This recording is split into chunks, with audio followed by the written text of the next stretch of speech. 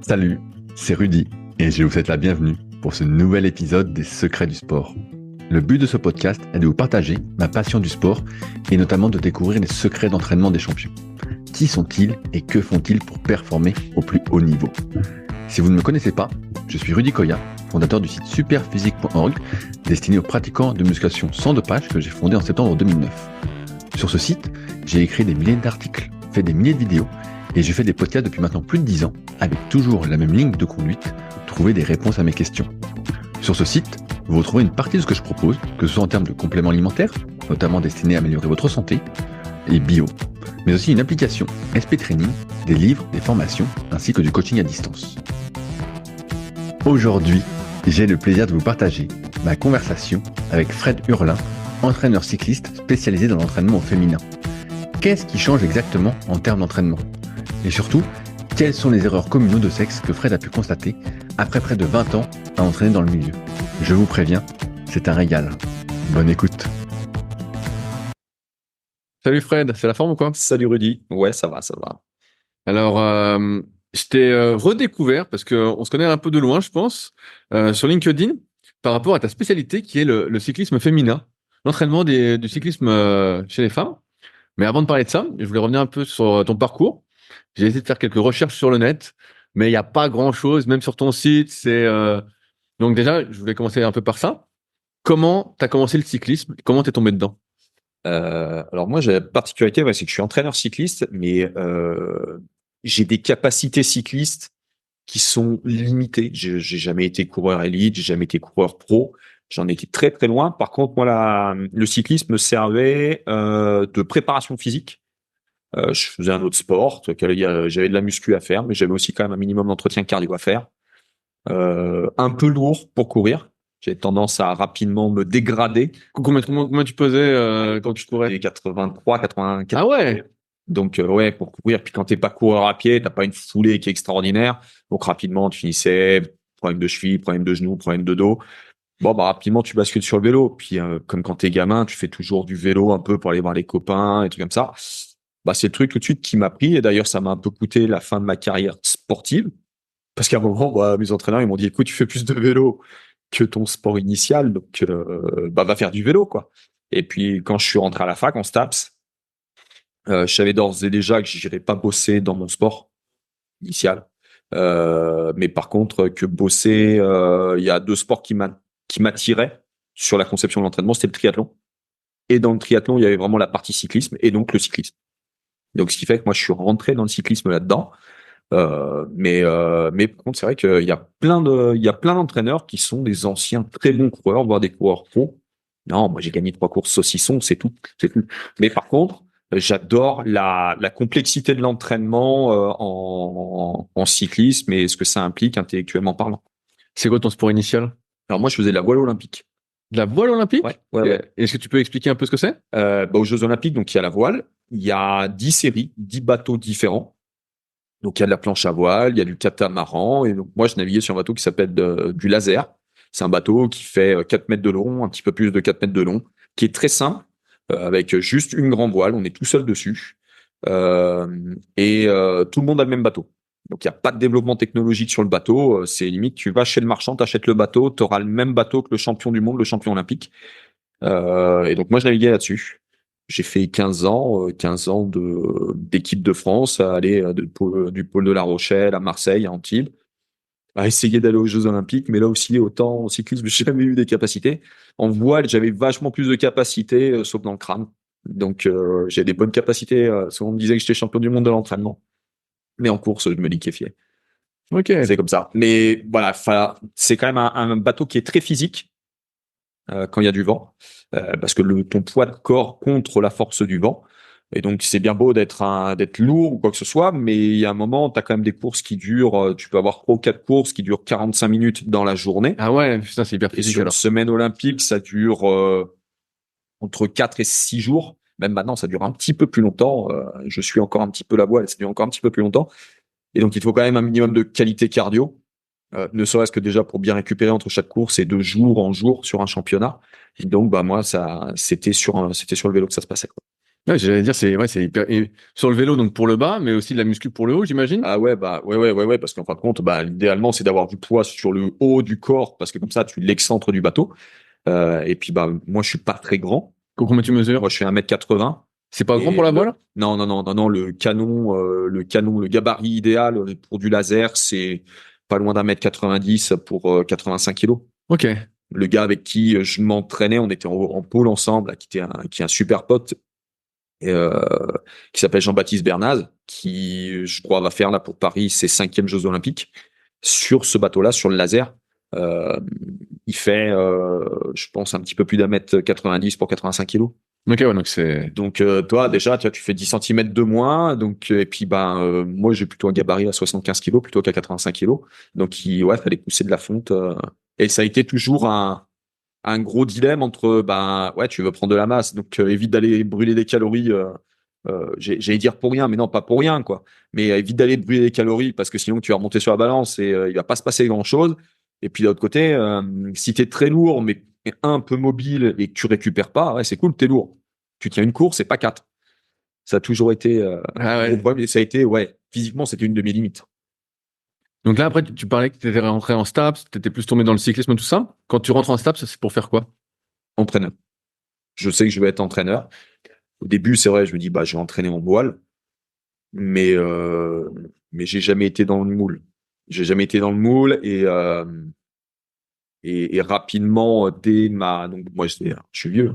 T'as quel âge là d'ailleurs? J'ai 43. Ça va encore. Ouais, mais tu vois, j'ai été encore, moi j'ai commencé, j'ai eu un Doug 1, un Doug 2. Oui, je sais, t'existes plus, mais. Et donc ouais, d'entrer en Doug 2, je me suis dit non mais c'est pas dans mon sport que je veux bosser. Et je me suis, franchement, professionnellement parlant, je me suis vraiment pas facilité la tâche, parce que dans l'idée, j'avais mon petit nom dans la voile. J'aurais pu très rapidement trouver du taf et bosser et faire de l'entraînement. Et je pense aller bosser dans un centre régional, peut-être même dans un pôle espoir. Mais la conception de l'entraînement, à l'époque, ça a quand même bien évolué, heureusement d'ailleurs, mais ça a bien évolué. Euh, Correspondait pas du tout à ce que moi j'envisageais. Un truc vraiment très carré. Alors déjà, il y a le sport qui implique que il y a certaines choses où tu es obligé d'être super adaptable.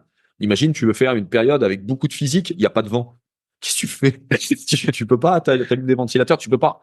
D'accord? Et inversement, tu veux travailler de la technique, de la conduite, essayer du matériel, mais il y a tous les jours du Mistral, compliqué aussi. Des conditions un petit peu plus cool. Donc ça me gênait. En cyclisme, il pleut, pas de souci, on va aller faire du home trainer, on va rouler à l'intérieur. Euh, tu veux travailler du pilotage, eh ben on va aller dans des endroits avec des routes un petit peu vallonnées qui vont un peu te challenger. Enfin voilà, où tu vas peut-être même, si tu fais du vélo de route, tu vas peut-être aller faire du cyclocross ou du VTT. Enfin, c'est vraiment une activité qui est multiple et qui, voilà, intellectuellement parlant, ça me parlait plus quoi. Dès qu'on m'amenait quelque chose en STAPS sur l'entraînement, rapidement, je les mettais ou dans le triathlon ou dans le cyclisme. Ça veut dire que tu disais que tu n'as pas facilité la tâche. Comment tu as fait ensuite pour te faire, entre guillemets, un petit nom parce que tu as fait des courses saucissons, mais j'imagine que ça sert pas Ouais, non, plus non, que ça. non, non, non, ça m'a jamais servi. Non, c'est derrière, c'est t'essayes tu vas faire des formations fédérales pour aussi te faire repérer un peu par la fédération, mine de rien. Et puis, pour échanger avec d'autres entraîneurs aussi, hein. Et puis, à un moment, peut-être créer des synergies. Ah, tiens, tu bosses dans ça. Tu sais quoi, mais j'aurais peut-être besoin de tes compétences parce que là-dessus, moi, je bloque. Moi, par contre, je peux peut-être t'amener quelque chose. Et puis, après, tu vois, j'ai 43 ans, donc c'est 16 ans, où, limite, les premières années, tu as 2, 3 cyclistes, un triathlète à entraîner. Et puis, tu essayes de bien bosser pour que les triathlètes ou les cyclistes avec lesquels tu bosses aient des bons résultats et pour dire, oh, vous voyez, je sais un petit peu travailler, quoi. J'ai pas fait le Tour de France, mais je sais quand même un petit peu de quoi je parle et je sais, je suis capable d'entraîner et d'amener de la performance aux athlètes que j'entraîne. Tu as testé pendant combien de temps l'entraînement à fond sur toi? Alors, sur le cyclisme, parce que là, quand on en parlait, c'est toujours. ouais, parce que j'allais dire, je vois que tu dégages un peu ce truc-là. Donc, de l'entraînement, du cyclisme, que ça t'intéresse, tout ça. Donc, même aujourd'hui, tu t'entraînes encore comme un fou? Ah tu vois, ce matin à 11 heures, alors moi j'habite dans la montagne, donc il y a de la neige, donc c'était pas sur le vélo, mais je me suis tapé ma séance d'intensité en ski de rando, quoi, en ski d'alpi. Donc, il y a là pendant 2 années, ça a été compliqué pour moi de faire des courses parce que je gérais des équipes avec des calendriers de courses démesurés, beaucoup de travail, et puis familialement, voilà, fallait assurer aussi, il faut être là quand même de temps en temps. Donc se dire bon bah tiens, je vais faire une course tous les week-ends, non, ça t'oublie vite. Mais quand tu arrives à bien organiser ta vie familiale, professionnelle, et bah tu arrives quand même à glisser un peu de sport. Puis quand on entraîne en cyclisme, tu es quand même assez souvent sur le vélo. Donc faut quand même avoir un minimum de conditions physiques pour suivre un petit peu les personnes que tu entraînes. Et puis bah enfin moi j'ai besoin de ça aussi, quoi. Je peux pas faire de l'ordinateur toute la journée et limite aller entraîner, rentrer chez moi, puis j'ai rien fait, quoi. Il y a un moment, faut se mettre un petit peu dedans. Et puis ça te permet, oui, de tester des choses. Mais pas forcément des choses du point de vue, tu sais, conception vraiment purement physiologique. Voilà, on sait aujourd'hui comment développer un VO2 max, ça c'est bon. Mais par contre, les mises en place. Comment je vais faire pour mettre en place ma séance? Voilà, j'envisage avec mon groupe de VTTistes ou mon groupe de cyclistes de le faire de telle manière. Est-ce que ça se fait en vrai? Bon, bah, tu te la mets en place sur toi et tu vois un peu où est-ce que ça bloque, où est-ce qu'il va falloir être un petit peu malin sur la mise en place pour que le plus rapide et le plus lent, bah, qu'il n'y ait pas trop d'écart, par exemple, tu vois, ce genre de choses. Le meilleur moyen encore, c'est d'aller sur le terrain et puis de faire la séance. Jusqu'où jusqu'où t'as grimpé? Parce que là, tu parles de gérer des équipes. Hmm. C'est quoi gérer des équipes? Est-ce que tu peux m'expliquer ce que tu fais un peu? Bah, jusqu'en 2022, à chaque fois, j'étais juste le maillon d'une chaîne, par contre, quoi. Je venais en tant que DS remplaçant. Sur des grosses équipes? Ouais, sur des équipes de Coupe de France. Ok. De France féminine. Euh, et donc, où je venais en tant que mécano, en tant qu'assistant, je venais filer un coup de main. Et en 2022, j'ai eu la chance on m'a filé une équipe toute neuve. Alors malheureusement, les dirigeants n'ont pas été très cool et l'ont rapidement mis par terre, alors que c'était une équipe, on avait avec un staff euh, super bon. On avait tout mis, on était une équipe amateur, mais on avait un fonctionnement quasi professionnel. Et ça marchait, les filles, enfin dès la première course, on marque des points UCI. Donc pour une équipe amateur, ce qui est déjà pas mal du tout. Première Coupe de France, on la gagne par équipe. Deuxième Coupe de France, on la gagne par équipe et en individuel. Tu vois, ce genre de choses, enfin, tu fais, wow, extraordinaire, quoi. Voilà, tu t'y attends pas. Et donc là, maintenant, moi, mon rôle, là, c'est je gère tout un club de cyclisme, alors qui est un club de VTT à la base, et sur lequel, là, on vient de greffer une équipe féminine sur route. Il y a 2 divisions en cyclisme féminin. Donc, on va commencer en division 2. D'accord, on va pas taper trop haut, histoire de bien faire les choses. Et donc là, tu gères tout. Tu gères certaines cyclistes, tu les entraînes. Tu gères la relation avec les autres entraîneurs, savoir où elles en sont et qu'on soit tous au diapason vis-à-vis d'un planning de course. Et derrière, tu gères de la logistique, tu gères de l'administratif, de la recherche de partenaires, Combien ça coûte une saison? Alors, une saison en National 2, ça coûte... nous, on part sur 50 000 euros. Ok. 50 000 euros. En National 1, en première division, chez les femmes, en 2022, j'avais 115 000 euros. Ok. 115 000 euros. Après, en National 2, tu mets à disposition seulement quelques outils, des roues, puis c'est tout. En National 1, en général, l'équipe fournit un vélo, fournit des roues d'entraînement, des roues de compétition, enfin, et ton staff est un petit peu plus étoffé. L'année prochaine, on va tourner, on va essayer quand même de bien faire les choses avec un mécano, un assistant. Parce que là, qui c'est qui gère la mécanique? C'est toi? Ah non, non, non, non, non. C'est un temps, oui. Oui, oui, les anciens vélos qui n'étaient pas avec de l'hydraulique, ouais, j'étais pleinement compétent pour ça. Maintenant, je prends plus le risque de faire une purge de frein et qu'une fille, tout simplement. Mais c'est tout simplement juste du point de vue de sécurité. Qu'une fille, à un moment, il y a une bulle d'air dans le circuit de freinage et elle appuie sur les manettes et le vélo, il s'arrête pas, quoi. Là, tu te dis, waouh, ça finit à l'hôpital, c'est toi, tu t'es loupé. Donc, et puis, tu peux pas être partout. Tu peux pas être partout. Donc là, j'aurai un mécano qui est en place arrière dans la voiture de direction sportive pour intervenir lorsqu'il y a une crevaison. De toute façon, le directeur sportif en course, il n'a pas le droit de quitter le volant. Donc moi, j'ai pas le droit de descendre parce que tout simplement, je suis côté gauche de la chaussée et il y a des cyclistes qui peuvent me dépasser. Donc si tu ouvres la portière et qu'il y a une cycliste qui arrive à fond, ça peut être un peu problématique. Et donc un assistant ou une assistante, alors qui est là pour de la logistique et qui est là pour faire des ravitaillements en bord de route, tendre des bidons en bord de route. parce que les Coupes de France, alors chez les hommes comme chez les femmes, sont quand même assez toniques. Et c'est pas comme au Tour de France où ça roule à un tempo un peu cool, entre guillemets, hein, d'accord? Ça redescend la voiture, ça vient chercher un bidon, ça revient dans le peloton relativement facilement. En Coupe de France, les parcours sont assez alambiqués. Tu as des petites routes et c'est extrêmement violent. Donc, c'est très rare que les cyclistes aient vraiment cette possibilité de redescendre dans la voiture, rendre un bidon vide, rendre un bidon plein, reprendre sa place dans le peloton. Donc, c'est pour ça qu'il faut des assistants en bordure de route qui, eux, vont tendre des bidons pour que les cyclistes puissent se ravitailler. Parce que ça boit hein, quand même, hein, ces petites bêtes. Hein. Ça boit et ça range. Je vais y revenir après. Et j'ai vu, d'ailleurs, tu parlais du triathlon, tu avais fait un bouquin sur le triathlon. Ouais. Alors, quel est ton parcours un peu dans le triathlon? Alors, en fin de compte, c'est ce qui m'a vraiment lancé professionnellement. Il se trouve que j'avais mon ex-femme faisait du triathlon, a fait de la voile. Et puis, quand elle a voulu reprendre le sport, elle a découvert le triathlon. Et tout de suite, ça a été, ouais, je veux faire ça. Je veux faire un Ironman. Ah, direct. Ok, d'accord. Ok. Soyons fous. Et elle l'a plutôt bien fait. Alors, dans un temps qui est anecdotique, mais elle l'a bien terminé. Mais derrière, en fin de compte, la greffe avait pris. Elle a fait, ouais, je veux faire ça, quoi. Donc, c'est là que j'ai vraiment commencé à rentrer dans la démarche entraînement de triathlon. L'agencement de séances entre de la natation, du vélo, de la course à pied. Euh, Mais longue distance, alors, très longue distance. Ouais. Donc là, c'était sur du half, donc demi-Ironman et Ironman. Et c'est là que, moi, j'ai continué à me former. Et puis, il a fallu rentrer aussi, justement, dans la spécificité d'une athlète féminine. Et qu'on peut pas balancer de manière un petit peu brutale un plan d'entraînement comme on le ferait avec les hommes, même si on a un peu quand même le même fonctionnement qu'une femme. Mais on est vachement moins fragile et on n'a pas ces indices de fonctionnement physiologique qu'ont les femmes. Et ces deux indices, hein, très clair, bah, c'est l'ovulation et le début des règles, qui permettent de savoir à peu près où on en est hormonalement. Et, euh, et donc là, il a fallu quand même se creuser un petit peu le crâne, bouquiner, étudier, discuter tout simplement avec des gynécos pour comprendre vraiment voilà comment ça fonctionne. Et si on tabasse trop chez une femme, qu'est-ce qui se passe?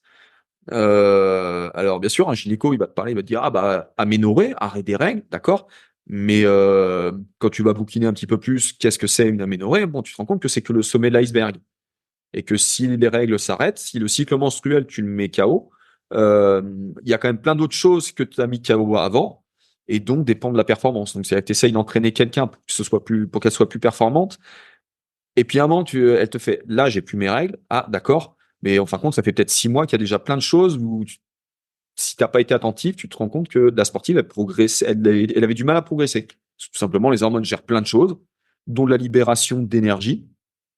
Et puis, bah, si du point de vue hormonal, c'est faiblard, il y a moins d'énergie libérée, moins de sucre ou de graisse stockée et déstockée. Enfin, tout se met un petit peu tout au ralenti. Alors que tu cherches à aller de plus en plus vite, tu cherches de la performance. Mais c'est pour ça aussi que je voulais parler avec toi, parce que souvent, quand j'interviewe des gens ou que je lis, on va dire, des articles, beaucoup font pas vraiment de différence entre l'entraînement masculin et l'entraînement féminin. Et je suis toujours surpris de ça. Je me dis, mais alors que je vois passer des publications, donc je vais pas écorcher les noms de personnes sur LinkedIn, des fois, justement, qui essayent de militer là-dessus. Donc toi, aujourd'hui, tu t'occupes essentiellement de femmes. Est-ce que tu as quand même des hommes? Oui, j'ai quelques hommes, mais tu vois, pour te dire, on va dire entre les cyclistes et les triathlètes que j'entraîne sur ma boîte et le club de cyclisme, j'ai 80% de femmes pour 20% d'hommes, quoi. Les seuls poilus que j'ai, quasiment, je les ai au club de cyclisme sur le groupe d'entraînement VTT qu'on a, qui malheureusement est exclusivement masculin. Alors, enfin, c'est pas une volonté, c'est juste que des filles en VTT, il y en a pas tant que ça. Il y en a quand même pas mal en route, mais en VTT, il y a beaucoup de petites filles, mais plus ça commence à avancer dans les années collège et lycée, moins il y en a malheureusement. Donc, avis aux, avis aux volontaires qui veulent nous rejoindre. Euh, et donc, ouais, moi j'entraîne 80% de femmes. Alors, en pratique, parce que tu sais, aujourd'hui, c'est la mode des data, tout le monde aime les data, blablabla. Il y en a 15 000. À quoi, toi, tu fais attention de manière globale quand tu entraînes une femme? Tu vois, là, tu parlais de la ménorrhée, mais est-ce que tu as d'autres signaux qui vont te permettre de dire, bah voilà, là, on fait peut-être fausse route, dans l'entraînement? Comment tu gères un peu, tu sais, cette autorégulation? Bien sûr. Alors, c'est vrai qu'on a tous les datas qu'on peut utiliser de manière mixte homme-femme. D'accord? En cyclisme, on utilise beaucoup la puissance. On utilise, alors, en corrélation avec la fréquence cardiaque. On peut faire des contrôles de fréquence cardiaque au réveil ou de la variabilité cardiaque, ce genre de choses. Mais ça, on peut l'utiliser chez les hommes comme chez les femmes. Par contre, c'est vrai que dans la, en fin de compte, le plus important, c'est réussir à comprendre comment le cycle de la cycliste, enfin de la sportive qu'on a en face de nous, le cycle menstruel de cette sportive fonctionne. Et là, dans l'idée, il n'y a pas vraiment de data. D'accord, on sait qu'un cycle menstruel, c'est, alors souvent on dit c'est 28 jours, c'est pas 28 jours, c'est pas gravé dans le marbre. Une sportive qui prend une contraception orale, c'est calé sur 28 jours, donc ça, on n'est pas embêté. Mais un cycle menstruel, c'est entre 24 et 38 jours. Ok, ouais, donc C'est quand même assez ah large. ouais, c'est vachement large, ouais. Mais tu es à 34 jours, tu à 34-35 jours, tu as un cycle long, mais c'est pas anormal. Et donc, tu as d'un seul coup, bah ouais, des chiffres, mettre juste des chiffres, ça n'a pas forcément un intérêt. Par contre, qu'il y ait de l'échange régulier. Ok, aujourd'hui, la séance, elle était dure. D'accord? Le lendemain, la séance était encore dure. Ok? Là, par contre, ouais, tu regardes un peu où on en est théoriquement dans ton cycle. On est où? Ah, d'accord, on est plutôt, ouais, on est, ah, tu commences à, t'as un peu mal au dos. Ok? Et puis, tu t'es rendu compte que t'as pris 500 grammes, 800 grammes, peut-être 1 kilo. D'accord? Ok? Et, bah ouais, mais tu te rends compte que dans 3-4 jours, tes règles vont débuter. Ok? On est vraiment au-delà du modèle mathématique où, il y a une charge d'entraînement, des temps de récupération plus ou moins théoriques, et tu fais de la prise de décision sur ta stratégie d'entraînement. Non, là, il y a beaucoup d'échanges, et c'est ce qui est des fois un petit peu compliqué pour un homme. Voilà, c'est là où Parce que j'allais venir, c'est comment tu fais pour aborder les sujets comme ça. bah, de temps en temps, enfin, tu sais, je mets un peu grossièrement les pieds dans le plat, quoi. Il est entendu que je suis un homme, donc j'aurai jamais des règles. Je sais pas ce que ça fait ou ce qu'on peut ressentir, hormis ce qu'on décrit dans la littérature, ou ce qu'on peut me décrire, ce qu'une femme peut décrire. Mais par contre, enfin ça va quoi. J'ai entraîné assez de femmes, pour comprendre que à un moment, chez certaines, ça va leur faire ni chaud ni froid, et d'autres, ça les met KO intégralement. Certaines, elles n'ont pas de troubles, ce qu'on appelle prémenstruels, on va dire les 48 heures avant les règles. Il y en a d'autres, elles vont avoir mal au bide, elles vont être fatiguées, elles vont être irritables. D'ailleurs, je disais, bah voilà, on se rend compte qu'elles ont pris un petit peu de poids parce que souvent tu fais de la rétention d'eau. Bah tout ça, tu essaies de le prendre en compte, quoi. Et ça induit par contre que ton plan d'entraînement, tu as là, je commence à préparer les plans d'entraînement de la semaine prochaine, mais que avec les hommes, presque les plans d'entraînement bougent pas trop, alors qu'avec les femmes, ça peut bouger. Je les reprends très souvent en cours de semaine, pardon, parce que il y a de la fatigue qui apparaît de manière un petit peu, enfin qui apparaît comme ça, alors que les séances sont pas plus dures que ça. Encore une fois, les cycles menstruels sont pas entre ce que tu lis dans un bouquin qui est très cadré, très figé, et la réalité des faits, c'est pas du tout ça. Ouais, ben je vois bien quand je donne des cours d'anatomie aux élèves en BPGEPS et en CQP. Pareil, je leur dis l'anatomie, c'est pas une science exacte. Je leur dis, il y a ce qu'il y a dans le bouquin et ce qu'il y a vraiment. Et il y a des grosses différences. Donc ça veut dire que en termes de planification, tu as une trame. J'imagine que tu fais une trame genre de l'année, voilà, les compétitions. Tu fais une trame, mais en fait, tu es obligé d'individualiser Ah bah ouais. pour chaque. Tu vois, j'avais interviewé, je t'avais dit, Audrey Rago, Ouais. et qui s'entraîne beaucoup seule. Et toi, là, comme tu gères une équipe, je me disais peut-être qu'elles s'entraînaient toutes ensemble, mais en fait, en fonction de leur cycle, elles vont pas avoir des séances. Alors quand j'avais des groupes, alors qui étaient à chaque fois des groupes mixtes, hein, mais quand même avec quasiment du 50-50, hein, 50% d'hommes, 50% de femmes. Euh, L'individualisation, je pense que tu m'aurais regardé l'extérieur, tu fais, c'est marrant, t'adaptes très souvent pour les femmes, mais les garçons, tu leur balances leur contenu d'entraînement et ça bouge pas beaucoup, quoi. Hormis s'il y en a un, d'un seul coup, on me disait, ouais, écoute, il y a 48 heures, j'avais une gastro ou j'avais la grippe ou quoi. Mais alors pour les filles, ouais, c'est très souvent individualisé. Et dans les équipes que je dirige, bah comme pour Audrey Cordon-Rago, hein, son équipe, c'est une équipe américaine, donc elle s'entraîne pas tous les jours avec ses coéquipières. Même dans les équipes amateurs, ça s'entraîne très rarement ensemble. Tu vois, moi j'ai des filles qui sont à Chambéry, j'en ai une qui est vraiment là où on a le club, à Pras-sur-Allier, en Haute-Savoie. J'en ai du côté du Léman, j'en ai à Lyon pour leurs études, j'en ai à Grenoble. Donc c'est-à-dire qu'elles vont se retrouver dans la saison. Pour de l'entraînement, là, ça fera 9 jours au total. Que 9 jours ensemble? Ouais, 2 jours de cohésion. Ah ouais, c'est rien du tout. Et un stage quelques jours avant la reprise de la saison. Et après, elles seront en course. Là, tu dois être, entre guillemets, dégoûté. Imagine, tu fais un stage et t'es la personne qui a ses règles à ce moment-là, qui a tous les syndromes que tu décris, et tu peux pas vraiment faire le stage avec les autres, t'es dégoûté. Ouais. Mais ça, à la limite, tu peux pas y faire grand-chose. Ouais, bien sûr, je comprends. Alors, il y a des choses. Alors, si les gynécos m'entendent, ils vont tomber à la renverse. Mais c'est une réalité pratique des faits. T'imagines, tu es une course importante, et il se trouve que tu prends une contraception orale, et puis, bah, pas de bol. Ta course super importante, on peut prendre les championnats de France, ça tombe. Alors, en général, c'est un week-end. Et puis, bah, tes règles se déclenchent théoriquement ce week-end-là. Bon, les gynécos n'ont pas aimé que je dise ça, mais bah, tu continues à prendre ta contraception orale. Parce que tu vas continuer à faire un apport d'hormones artificielles. Et puis, bah, dès que ta course, elle est passée, alors ça veut peut-être dire que tu vas continuer, tu vas reprendre une pilule, peut-être 2 pilules, d'accord, pour ne pas déclencher tes règles. Et quand tu vas arrêter de prendre ta pilule, tes règles vont se déclencher. Tu vas les décaler de 48 heures. C'est des choses qui, dans l'idée, ne sont pas à faire. Mais on peut imaginer malheureusement ce genre de choses. Tu es sur ta course, sur une course super importante, et bah ouais. Et puis bah malheureusement, t'es, on va dire 24-48 heures avant les règles, t'es pas bien du tout. Puis bah quand t'as des règles, peut-être que t'as des règles abondantes, et puis bah là aussi t'as franchement envie. Qu'est-ce que tu veux faire du vélo à ce moment-là, quoi? Et en plus moi dans ma planification, dans la manière dont j'organise l'entraînement, c'est vraiment une période des règles que je sacralise. C'est-à-dire que il y a pas de vélo, quoi. Il y a autre chose à faire. Ok, Si donc t'as 3-4 jours de règles, eh ben, récup. rien de rien. Ton vélo, il va chez le vélociste s'il y a une révision à faire, t'as besoin d'une séance d'ostéo. Ton ostéo, il va dire, pendant 24-48 heures, t'évites de bouger dans tous les sens. Allez, fais autre chose. T'as des étudiantes, tu fais, faites votre boulot d'études, d'accord? Parce que derrière, on va reprendre l'entraînement, t'auras peut-être un petit peu moins de temps. Quand tu commences quand même à faire du sport un peu de haut niveau, tes relations sociales, en dehors, limite, tu fais du cyclisme, en dehors d'autres cyclistes, t'es un peu dans ton monde, quoi. Bah, là, profitez. Vous avez quelques jours où vous pouvez aller voir les copains, les copines, surtout quand tu as des lycéennes et des étudiantes. Bah ouais, c'est important, quoi. Parce que c'est ça aussi, c'est un truc qui amène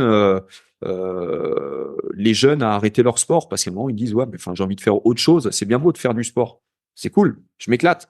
Mais je vois pas ma copine, je vois pas mon copain. Je vois les copains et les copines, ils vont au Cinoche, ils vont à un McDo, il y a des soirées, moi j'y vais pas, quoi. Donc bah c'est dans ce sens-là, je me suis dit bah voilà, période de règles, ou en plus pour une femme, un cuissard, tu as des règles. Alors, si tu as des règles relativement peu abondantes, notamment lorsque tu commences à entraîner beaucoup, ça peut se gérer, mais du point de vue hygiène intime, tant qu'à faire. N'allez pas rouler, n'allez pas transpirer, macérer sur une peau de chamois pour derrière être embêté parce que tu ne peux pas rouler, parce que du point de vue intime, peut-être tu as chopé des mycoses ou ce genre de choses, quoi. Évidemment, tu t'investis, quoi. Juste t'investis sur le fait que tu as de la récup qui tombe régulièrement et que tu es sûr que voilà, on va contrôler du point de vue médical, voilà, du point de vue hygiène, il n'y a pas de problème. Et est-ce que ça veut dire en termes de planification, donc on prend cet exemple-là, hein. Quelqu'un qui a ses règles, douloureuses, tout ça, donc il peut rien faire. Et est-ce qu'en amont, tu vas aussi adapter l'entraînement?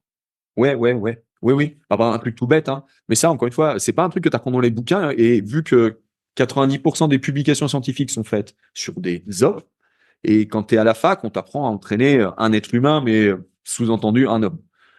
Mais c'est juste que ouais, quand j'entraînais et puis bah tu balances une séance de gainage par exemple, et tu fais pas attention, ouais, dans 48 heures il y a les règles.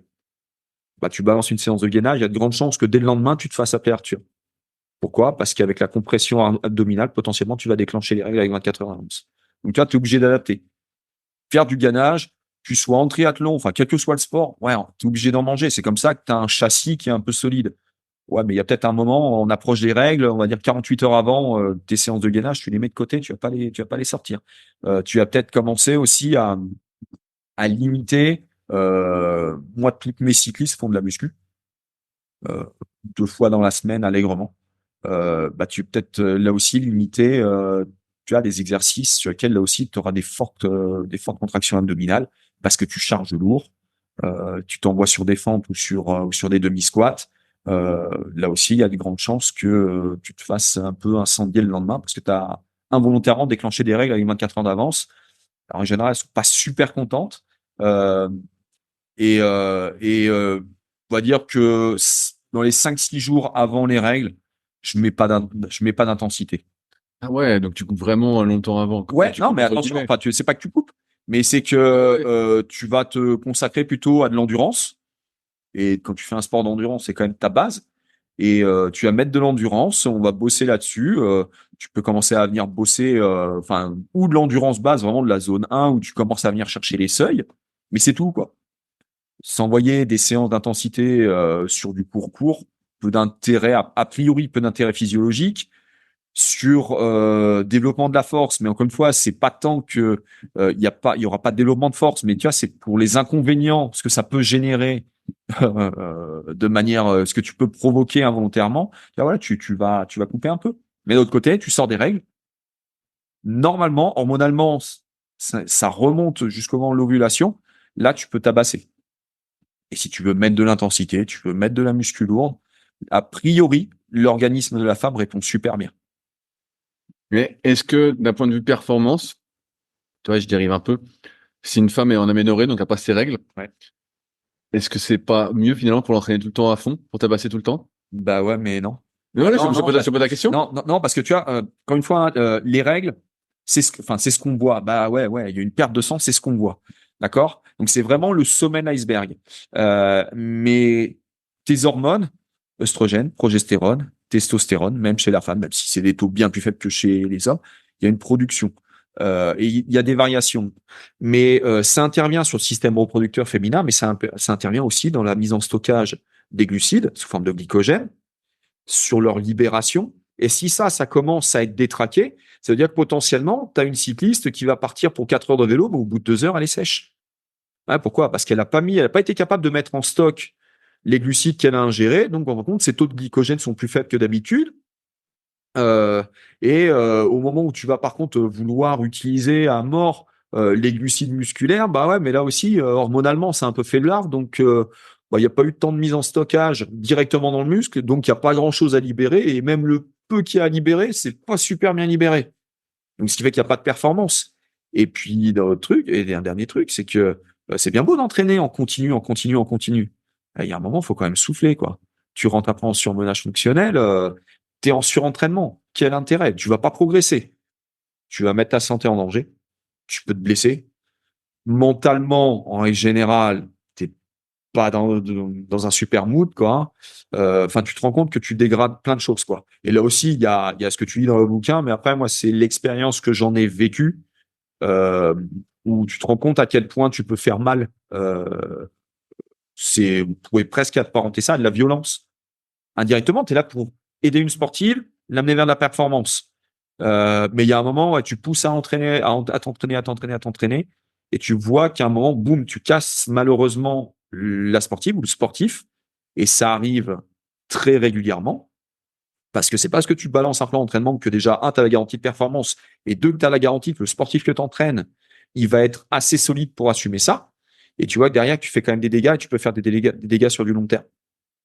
Une femme, potentiellement, tu la mets en aménorrhée.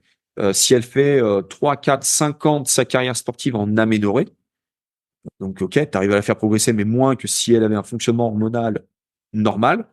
Et puis derrière, si tu veux, après la carrière sportive, il y a quand même une vie, il y a une vie après. Et moi, perso, je veux pas être responsable.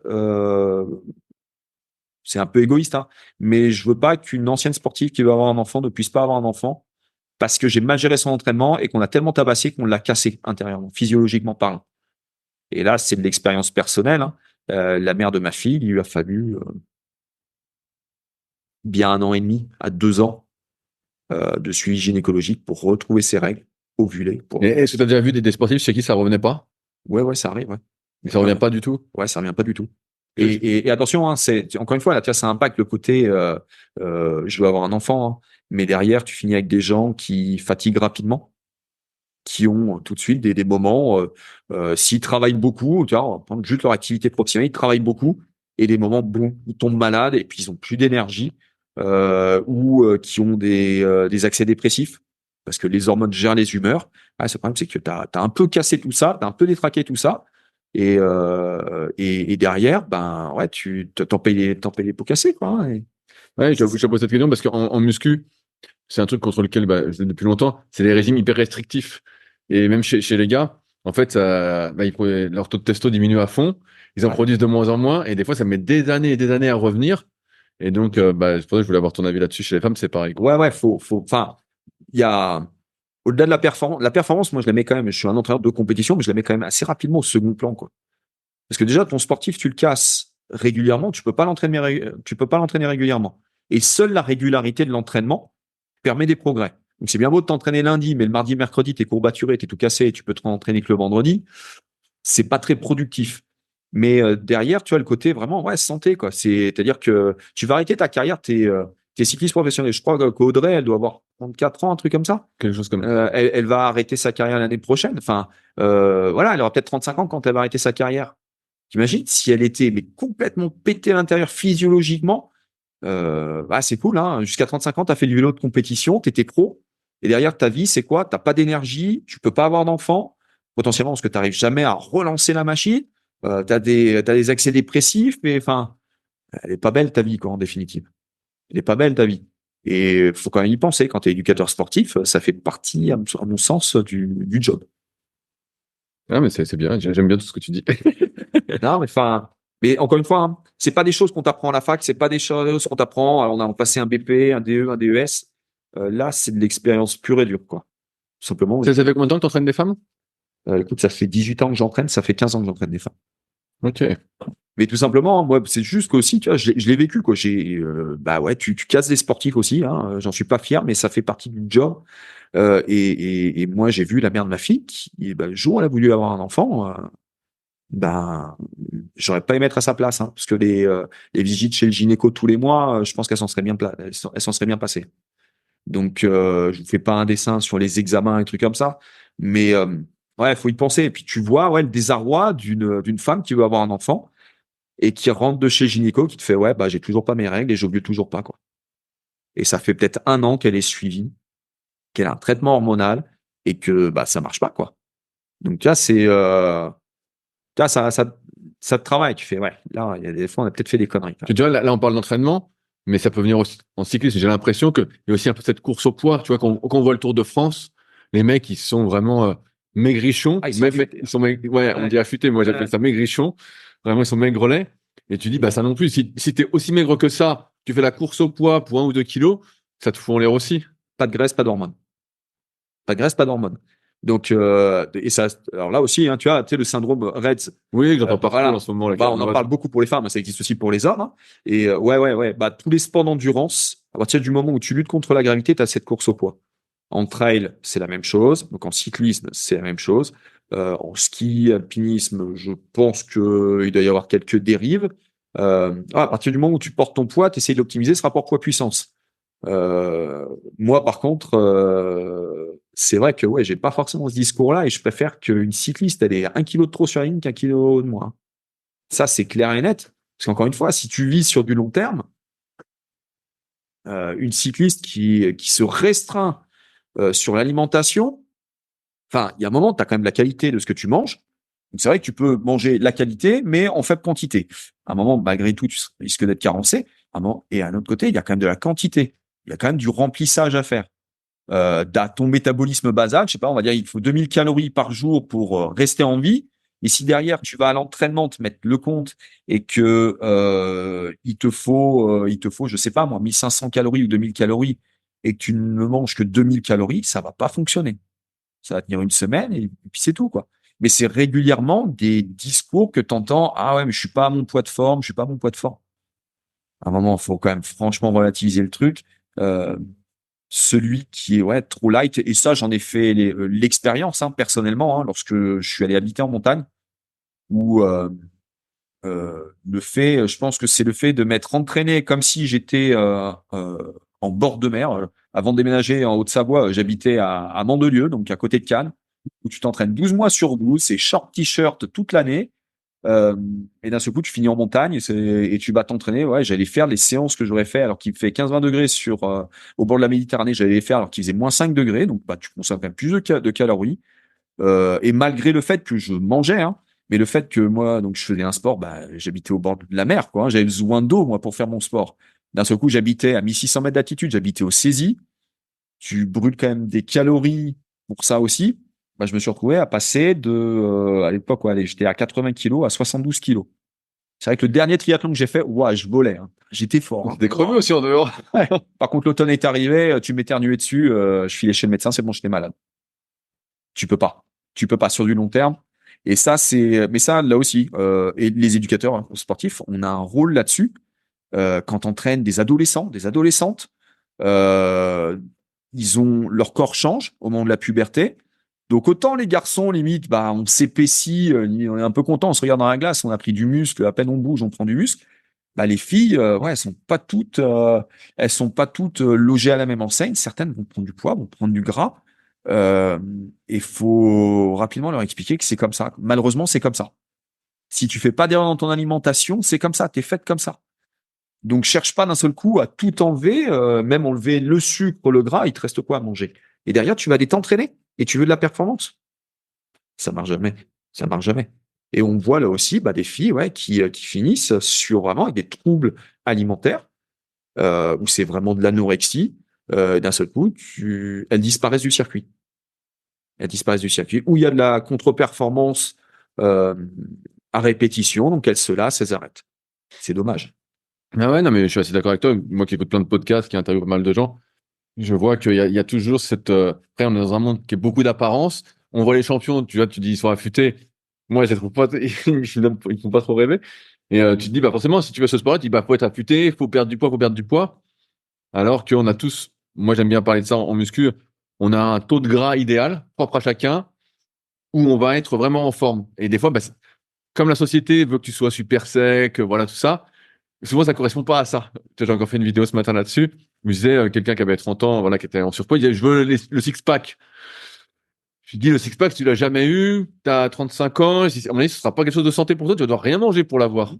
Et à mon avis, c'est pas le truc qu'il faut avoir. Mais c'est vrai que quand tu vois les champions, comme c'est les exceptions, tu te dis, et donc justement, là, à un niveau, toi, plus amateur, national 1, national 2, est-ce qu'il y a quand même un suivi diététique, tu vois, je veux dire, s'il y a quelqu'un est-ce que c'est toi qui fais ça ou est-ce qu'il y a quelqu'un d'autre qui aide un peu sur le sujet? Alors, non, Toi, non, pour non, les grosses bases, entre guillemets. ouais. Faut imaginer qu'en National 1, National 2, on est le cul entre deux chaises.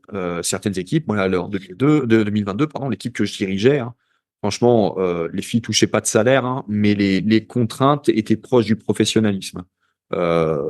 6 Coupes de France, 10 courses UCI, où tu vas courir contre les pros, c'est quand même une certaine demande du point de vue entraînement. Et puis, allez, on va dire tous les 2 week-ends, tu es aux quatre coins de la France en train de courir. Euh, Malgré tout, ça, on ne l'avait pas. Mathieu Lambert, que tu as reçu déjà sur un podcast, est venu intervenir en avant-saison pour diffuser de l'information sur le côté diète. Moi, à mon petit niveau, parce que en STAPS, encore une fois, bien sûr, tu as des cours de diète, des cours de nutrition. C'est pas mon métier. Il y a des gens dont c'est le métier, donc vaut mieux avoir affaire à eux qu'à un entraîneur. Parce que, enfin, on peut pas être bon partout, quoi, hein. Mais par contre, c'est quelque chose sur lequel on revenait régulièrement. En plus, en 2022, tu vois, c'est un peu particulier, mais c'était une année où il a fait très chaud très tôt. Alors, on va dire que le 15 avril, on était tous en short t-shirt. Quand il fait 35-40 degrés, c'est vrai que t'as pas forcément très faim, donc tu manges un petit peu moins. Ouais, mais malgré tout, tu vas quand même aller t'entraîner comme s'il faisait 15 degrés. Donc mange. Je me souviens d'une fille qui nous avait dit forcez-moi à manger parce qu'elle s'était rendue compte que dès qu'il fait chaud, elle mangeait moins. Donc, engueulez-moi, forcez-moi à manger parce que sinon, si je m'écoute, je vais me faire une salade de crudités bien fraîche parce qu'il fait chaud. Mais oui, ça va pas suffire vis-à-vis de mon activité. Donc là, par contre, dans l'équipe que je dirigerai en 2024, euh, j'ai une personne qui va s'occuper de ça, qui va nous guider, qui va guider notamment sur la logistique en termes de quantité, de qualité. Qu'est-ce qu'on fait? Qu'est-ce qu'on fait? On va essayer, même si on sera en national de toute petite équipe, microscopique par rapport à ce qu'on peut voir aux équipes qui vont à l'Autour de France, il y a plein de choses qu'on peut mettre en place qui coûtent zéro. et qu'on peut d'ores et déjà mettre en place parce qu'encore une fois, on a plein de jeunes, on a plein de juniors, ou des espoirs 1, espoir 2, c'est-à-dire 19, 20 ans, et on est là pour leur donner les bases de ce qui sera potentiellement peut-être leur future carrière professionnelle parce que si elles sont assez fortes, si elles en ont la volonté, peut-être qu'elles deviendront pro. Donc on est là pour leur filer les bases et leur montrer que on mange quoi. Et puis après un deuxième truc, mais ça c'est très personnel. Moi je suis gourmand et donc moi on mange quoi. Un frigo vide ça me déprime. Donc c'est vas-y, faut manger. Mais quand tu crames des calories toute la journée, comment tu peux te restreindre? Comment tu peux tenir? Moi, je suis toujours admiratif et je suis d'autant plus admiratif. Par exemple, je me souviens à la fac, hein, j'avais un pote qui faisait du judo, qui finissait quelques jours avant ses tournois pour être sûr d'être au poids à la pesée, mais qui mangeait 2 pauvres feuilles de salade et même les 24 dernières heures, qui se déshydratait volontairement. Puis comment il faisait? Ouais, mais c'est un peu ce que font les gars en sport de combat. Tu vois, j'ai eu Mais c'est usant. un combattant UFC, qui a pas UFC, mais un combattant MMA la semaine dernière, peut-être bientôt à l'UFC, on lui souhaite. Et justement, il parlait des cuttings, tout ça. C'est sûr que les mecs se déshydratent, se foutent dans des saunas, ils y vont à fond. Mais Après, c'est la mode de leur sport parce qu'en fait, tout le monde fait ça. ouais. Donc, Ouais, mais c'est usant pour l'organisme. ah, Et bien là sûr. aussi, tu veux durer un peu longtemps. Je sais pas si tu tiens très très longtemps à ce genre de régime. Ça ressemble à quoi le volume d'entraînement des filles de ton équipe? C'est on va dire, c'est au moins 5 entraînements par semaine, Ok. d'accord? Certaines ont la chance, parce qu'elles ont des aménagements d'horaire pendant leurs études, de pouvoir doubler, d'accord? Mais c'est essentiellement, ouais, sur 5 entraînements par semaine, ça représente entre 12 et 18 heures d'entraînement par semaine, d'accord? Mais d'entraînement, ce que j'appelle d'entraînement actif, c'est-à-dire t'es sur le vélo ou t'es en train de faire une séance de muscu, puis derrière, bah, faut rajouter quand même tout ce qui est un petit peu plus passif, mais qui, mine de rien, te mobilise, c'est-à-dire ta récupération. Donc, je sais pas, moi, tu viens de faire une grosse séance, tu mets les bottes de presso, ben, ouais, dans l'idée, tu t'entraînes pas, mais tu fais pas ce que tu veux, parce que tu as tes bottes sur les jambes, tu peux pas, j'en sais rien, moi, tu peux pas être en train de faire la cuisine ou en train de bricoler, quoi. Donc, mais en moyenne, on va dire, les juniors, par exemple, qui sont au centre de formation féminin de Chambéry, je pense qu'elles s'entraînent, ouais, à peu près 12 heures, 12-14 heures par semaine. Et certaines, bah, sur l'équipe que je dirigeais en 2022, on avait une fille, une Québécoise, hein, qui tournait sur un régime pro. Dans l'idée, elle ne faisait que ça, hein. Et d'ailleurs, on s'était même rendu compte qu'au 1er juillet, elle avait plus de kilomètres que Warren Barguil, qui est dans l'équipe Arkea Samsic et qui allait faire le Tour de France, quoi. Donc, elle partait, ouais, elle s'entraînait deux fois par jour ou alors une grosse sortie de 4-5 heures pour faire du foncier, quoi. Ça représente combien de kilomètres à l'année? Alors, pour une amatrice motivée. Ouais, une amateur, je pense à l'année, c'est 14 000 Ah kilomètres. ouais, c'est déjà beaucoup alors. Ouais, ouais, Ah ouais, ouais, c'est déjà ouais, non, énorme. ça borne. En comptant les coupures dont tu as parlé, peut-être tout à l'heure, tu as dit que Ouais, ouais. besoin de coupures. Voilà, avec les coupures, mais voilà, sur toute la saison, Ah sur ouais. 12 mois glissés, ouais, ça doit faire, ouais, entre 12 et 14 000 kilomètres. Voilà, tu vois, la Québécoise que j'avais, 2022, je pense qu'elle a dû terminer à 18, 20 000 kilomètres, hein, je pense, hein, parce que quand tu es au 1er juillet à quasiment 15 000 bornes, ça borne. Ouais, ouais, mais il faut se rendre compte que ces équipes amateurs, c'est quand même une grosse implication en matière d'entraînement. Tu peux pas avoir une deuxième passion, quoi. Tu peux pas dire, ah ouais, mais moi, j'ai envie d'être avec mes copains et mes copines. Non, non, d'un seul coup, toutes tes relations, c'est quoi? C'est des cyclistes. C'est les gens avec qui tu roules, avec qui tu pars en week-end, en compétition. Et quand t'arrive la coupure, on va dire le 1er octobre, d'un seul coup, tu reprends un peu une vie un peu normale. Mais combien de temps? C'est 15 jours, 3 semaines, allez, un mois.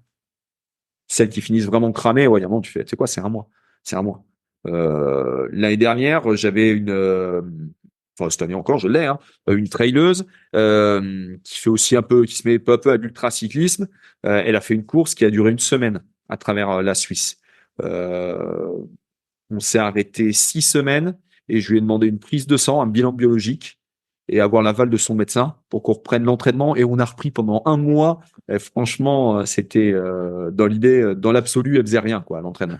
Bah ouais, parce que 6 semaines où tu dors, je crois pardon, 6 jours de course sur lesquels elle a dormi 7 à 8 heures. Et pareil, j'ai un autre trailer qui a fait donc la petite trotte à Léon qui est à peu près le même style. C'est une des courses de l'UTMB qui se fait sur une semaine par équipe de 3. Je crois qu'il a dormi 7 heures en 6 jours. Bon, on a eu à peu près la même démarche. Ça fracasse un peu les organismes pour laisser le temps. Une cycliste en coupe de France, c'est 3 semaines de coupure en moyenne. Ce que j'ai pu remarquer, c'est que les courses pour femmes étaient beaucoup plus courtes que les courses pour hommes. Ouais. Ça fait quelle distance en moyenne? Genre une Coupe de France sur route, c'est quoi? Alors, National 1, une Coupe de France, c'est entre 100 et 125 km. Ah ouais, c'est quand même gros. Ouais, non, ça borne quand même un Ouais. peu, hein. En National 2, entre 90 et 110 km. Ah ouais, c'est quand même- D'accord? Quand il y a plus de kilomètres, souvent, il y a moins de dénivelé. Après, faut bien imaginer que ces courses ne ressemblent pas du tout aux étapes du Tour de France masculin, en tout cas, qu'on peut voir. C'est-à-dire que, par exemple, on n'a pas de course avec de grands cols à franchir. En 2022, alors c'est malheureusement l'épreuve a disparu. Il y avait la Ventoux Dénivelé Challenge où tu grimpes le Ventoux. C'était la seule course de la saison sur laquelle tu faisais vraiment une ascension de col. Sinon, ce sont des courses qui durent, allez, on va dire 3 heures, mais qui sont ultra toniques. Il n'y a pas de temps mort. Tour de France, on peut les voir rouler 5 heures. Ah ouais, des fois, ils glandent rien. Mais ça roule très vite pour l'amateur, le cycliste amateur. Et encore, je pense que des très bons amateurs, on les mettrait au milieu du peloton dans l'aspiration, ça se passerait très bien. Au moment où ça accélère pour venir chercher les places sur l'étape, là, par contre, ouais, probablement cet amateur sauterait. Mais ouais, il y a peut-être une heure et demie de course vraiment très violente. Après, alors c'est pas tout le temps comme ça sur un Tour de France masculin en tout cas, mais voilà, chez les filles, on va dire c'est 2h30 à 3h15 de course et ça tabasse tout le temps. Et pourquoi, à ton avis, il n'y a pas de grand col ou de col? Alors il y a que pour le moment il y a que les 3 grands tours féminins qui commencent à en proposer. Et souvent, par exemple, l'année dernière, je crois qu'il y a eu le Tour Malais enfin, cette année, il y a eu le Tour Malais pour les femmes. Ce qu'il y a, c'est qu'aujourd'hui, le cyclisme féminin, il y a encore une grande disparité de niveau, même chez les pros, même chez les World Tour. Même sur le Tour de France, on peut voir des écarts qui sont énormes entre la maillot jaune et la dernière du classement, alors qu'il y a que 8-10 jours de course. On peut avoir quasiment les mêmes écarts que sur les 3 semaines du tour masculin. Donc, mettre des longs cols, des étapes qui sont très proches de ce que font les hommes, ça aurait peu d'intérêt parce que l'intérêt sportif disparaîtrait. On exclurait très rapidement peut-être les 2 tiers du peloton où ce serait juste de la survie et arriver dans les délais. Ce qui n'a pas d'intérêt. Le but du jeu, c'est de ramener quand même un maximum de monde à la fin de la dernière étape et qui est vraiment du jeu sportif. Et c'est pour ça que moi j'aime beaucoup les épreuves de Coupe de France, c'est qu'il y a vraiment du jeu sportif et du départ réel jusqu'à une arrivée. En général, ça débranche pas et c'est des courses qui sont extrêmement dures à gérer, quoi. Dans les sports d'endurance et dans le cyclisme, souvent, on parle du volume d'entraînement comme étant le facteur numéro un. Est-ce que ces différences de niveau dont tu parles, tu penses que c'est dû à une différence de volume d'entraînement et peut-être d'années d'expérience? Alors, il y a des années d'expérience, mais très probablement de niveau d'entraînement, parce que il y a en cyclisme professionnel féminin, il y a deux divisions. La World Tour, d'accord, donc ce sont les équipes World Tour qu'on peut retrouver aussi chez les hommes, hein, avec des minimums salariaux qui permettent de vraiment vivre du cyclisme. Même quand on est au salaire minimum, on roule pas sur l'or. C'est quoi le salaire minimum? Salaire minimum, ça doit faire un équivalent, je pense, de 3 000 euros par mois. Ok, ouais, donc tu t'en vis bien. Ouais. Voilà, tu vis, t'es pas en train de te dire, il faut peut-être que je prenne un petit boulot à côté ou quoi que ce soit. T'es en continental, donc la 2e division, chez les femmes. Tu as chaque fédération nationale définit un peu les règles du jeu salarial. Il faut imaginer que jusqu'en 2023, jusqu'à cette année, de mémoire en continental en France, tu n'avais l'obligation que de salarier 3 filles. Et le minimum, c'était au SMIC, c'est-à-dire le salaire pays. La sécu, là, ouais. Ton équipe, il y a 12 filles. C'est-à-dire que tu as 3 filles qui vont être payées temps plein, et elles sont payées cosmiques, donc il faut quand même pas qu'elles fassent des folies financièrement. Donc, ok, elles peuvent s'entraîner plein temps, mais ça veut dire que tu as quand même les 3 quarts de ton équipe qui s'entraînent pas plein temps, ou elles sont étudiantes, elles ont de la chance, papa, maman assure derrière, ou elles ont un boulot à côté. Donc, elles s'entraînent quand elles peuvent. Et il y a des pays où le minimum salarial, c'est même pas c'est pas le SMIC. Limite en France, on pourrait presque dire, je sais pas combien est le SMIC, peut-être à 1 500 euros ou à 1 400 euros. C'est quand même pas mal. Il y a dans certains pays, selon la nationalité de ton équipe, ton SMIC, c'est peut-être, ton minimum salarial, c'est peut-être 600 euros. Qu'est-ce que tu fais avec ça? Il y a Tiffaine Laurence, hein, qui était chez Life Plus Wahoo, qui a arrêté sa carrière. Life Plus Wahoo est une équipe anglaise, elle est française. Elle a arrêté sa carrière parce qu'elle fait, je peux même pas me prendre un appart. Et derrière, elle va te dire, ouais, mais enfin, moi, je suis obligé de bosser un petit peu à côté pour arrondir les fins de mois. Je peux pas prendre un appart. Et donc, ce qui fait que c'est là qu'il y a une grosse disparité. Hein. Tu as des filles qui vont s'entraîner 25 heures par semaine, qui vont partir en stage au chaud, dans le sud de l'Espagne ou sur le Teide pour se faire 3 semaines de stage en altitude. Toi, tu es dans une équipe Conti, tu gagnes 600 balles par mois et tu vas t'entraîner. Peut-être que, je sais pas, tu es bretonne, tu vois, on prend Tiffaine Laurence, tu t'entraînes en Bretagne. Alors, ouais, il y a des très beaux jours en Bretagne, mais il y a des jours aussi où tu vas rouler, tu vas aller faire 3 heures sous la pluie. C'est pas le même confort de vie. Tu vas peut-être faire que 3 heures sous la pluie, ce qui est déjà très bien où les autres vont aller faire 5 heures sous le soleil. Bah ouais, quand tu arrives sur des courses où tu rencontres ces filles qui courent en World Tour, il y a des grosses différences de niveau, quoi. Et c'est pas que, par exemple, Tiffaine Laurence n'avait pas les capacités d'aller faire des grosses places en World Tour, mais c'est juste que ses conditions de pratique et d'entraînement, ses conditions de salariat, parce qu'elle est professionnelle, elle était professionnelle, c'est pas les mêmes, quoi. Et donc, c'est cette différence de volume, elle se fait vraiment sur le court terme, entre guillemets, parce qu'on pourrait imaginer que la fille dont tu cites, je ne vais pas écorcher son nom, et ben en fait, jeune, elle a fait plein de volume, et finalement, ça l'est amené. Peut-être qu'en France, c'est moins développé, justement. Ah, c'est clair qu'on n'a pas, en France, on surprotège les jeunes. Surprotège les jeunes. Alors, il va de soi qu'emmener un gamin à faire 100 bornes à vélo a peu d'intérêt du point de vue ludique, alors qu'il est capable de les faire. Hein. Physiquement, il est capable de les faire. C'est vrai que du point de vue ludique, peut-être que le gamin, au bout de 30 bornes, il dit, papa, maman, on s'embête là. D'accord. Mais c'est vrai qu'après, on surprotège. Quand on voit que les cadettes courent en Coupe de France avec les minimes, c'est-à-dire que des fois, elles se font des courses de 40 km. Une cadette 2, 6 mois plus tard, elle va peut-être rentrer en Coupe de France senior, parce qu'elle est junior, elle va se prendre des courses de 90 km. Il y a des gros écarts de volume, alors. Et ça a toujours été un truc. Et en fin de compte, dès que tu es cadette 1, tu es déjà en fin de compte préparé tes années juniors à monter progressivement l'entraînement en kilométrage sur des sorties longues, et puis peu à peu à faire de plus en plus de volume de manière globale pour assumer peut-être ton passage en Coupe de France derrière. Il y a des pays où, ouais, ça roule tout de suite. Ça roule tout de suite. Tes cadets, tu vas faire tes 10 000 km par an, tu vas les faire. En France, je sais pas s'il y a beaucoup de cadets hommes qui font 10 000 km par an. Mais après, c'est, comment dire, il y a ce que les éducateurs sportifs, ce que les clubs proposent, et ensuite, notre modèle éducatif qui fait que si t'es pas en sport-études, quand veux-tu rouler? Moi, j'ai des lycéens, je les perds. Non, enfin, ils s'entraînent différemment. Mais moi, j'ai des lycéens, ils avaient un entraînement le mercredi après-midi. Maintenant, ils ont cours. Le gamin en troisième, il a pas cours ou il a cours que le mercredi matin. Donc, l'après-midi, il y a l'entraînement. Il rentre en seconde, il a cours tout le mercredi après-midi. Enfin, tout le mercredi, pardon, toute la journée. Bah, voilà. Moi, j'ai perdu plein de cyclistes. Comme ça, ils m'ont fait, bah, je rentre au lycée, j'ai cours le mercredi. Bah, donc, j'arrête le cyclisme parce que je vais me faire éclater en cours. Je n'aurai pas assez d'entraînement. Et ils pourraient pas compenser sur le home trainer? Alors si, là, c'est ce qu'ils font. C'est ce qu'ils font. Mais là aussi, tu t'uses, hein, et rouler sur un home trainer, c'est pas super fun. Hein. Bah, maintenant, moi, j'ai jamais testé, mais tout ce qui est Zwift et Ouais, compagnie. Zwift et compagnie, mais c'est usant, hein, c'est usant. Hein. Il y en a certains qui ont beaucoup progressé grâce à Zwift pendant les confinements. Mais ouais, parce qu'il y avait que ça à faire. Mais ça use. Hein. Moi, je me bats pour que les cyclistes ils fassent du home trainer de manière assez light, j'ai envie de te dire quoi. Juste les séances de qualité. Et par exemple, moi, là, mes VTTistes, les garçons, font le gros de l'endurance en ski de rando. Ils sont mis au ski de rando. Quand ils peuvent rouler dehors, parce que les conditions le permettent, ils y vont. Mais dès qu'il y aura vraiment assez de neige et que ce sera vraiment possible de rouler dehors, c'est ski de rando. Mais le nez dehors. T'es assez fan de l'entraînement croisé? Ah oui, oui. Ouais, ouais. Donc, Ouais, comme on est ici, tu parles beaucoup de ski.